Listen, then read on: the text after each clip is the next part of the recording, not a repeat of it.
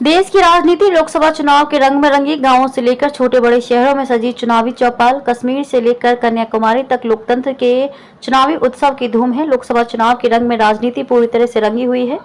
गांवों से लेकर छोटे बड़े सभी शहरों में चुनावी चौपाल भी सज चुकी है। लोकसभा चुनाव की बातें सुनाई दे रही हैं। इसके साथ विभिन्न पार्टियों के कार्यकर्ता भी गली मोहल्लों में प्रचार की कमान संभाल ली है।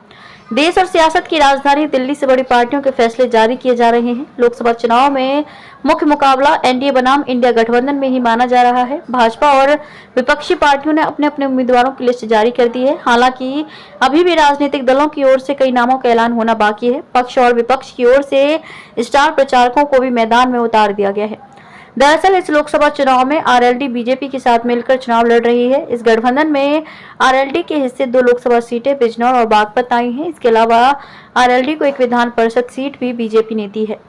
गठबंधन के बाद अब आरएलडी के राष्ट्रीय अध्यक्ष जयंत चौधरी जहां बीजेपी उम्मीदवारों के लिए प्रचार करते नजर आएंगे, तो वहीं बीजेपी के बड़े नेता आरएलडी उम्मीदवारों के लिए प्रचार करेंगे। प्रधानमंत्री नरेंद्र मोदी इस बार 400 सीटें जीतने का दावा कर रहे हैं। साल 2014 और 2019 के बाद 2024 के लोकसभा चुनाव में भी प्रधानमंत्री नरेंद्र मोदी ने चुनाव प्रचार की कमान संभाल ली है। सामाजिक और जाति समीकरणों को ध्यान में रखते हुए दूसरे दलों के दिग्गज नेताओं को भाजपा में शामिल करने का सिलसिला जारी है। चुनाव के ठीक पहले भाजपा ने श्री राम मंदिर का निर्माण और भगवान श्री राम की प्राण प्रतिष्ठा कर अपना सबसे बड़ा चुनावी वादा पूरा किया।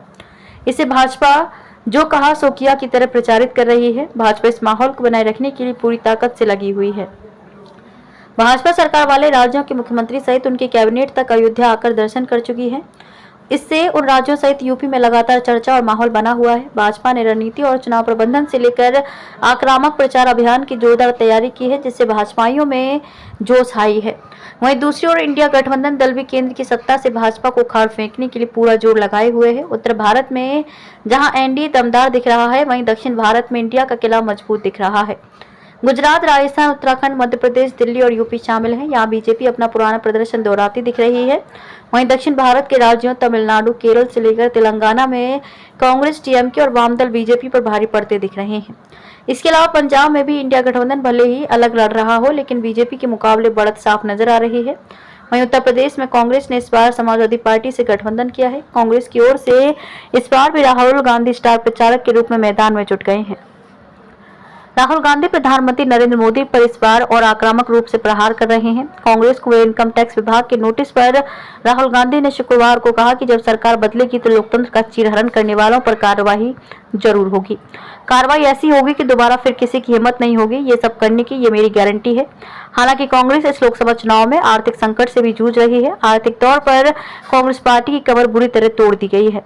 कांग्रेस के तमाम बैंक खाते पहले ही सील कर दिए गए थे। अब तकरीबन 1850 करोड़ रुपए चुकाने का नोटिस इनकम टैक्स विभाग ने भेज दिया है। इस लोकसभा चुनाव में कांग्रेस ईडी और सीबीआई का भी मुद्दा जोर शोर से उठाएगी। फिलहाल 2 महीने पूरा देश लोकसभा चुनाव के उत्सव में रंगा हुआ नजर आने वाला है। आपको बता दें कि पश्चिम बंगाल, यूपी और बिहार 3 राज्य हैं जहां सभी 7 चरणों में मतदान होना है। 18वीं लोकसभा के लिए 7 चरणों में वोटिंग होगी।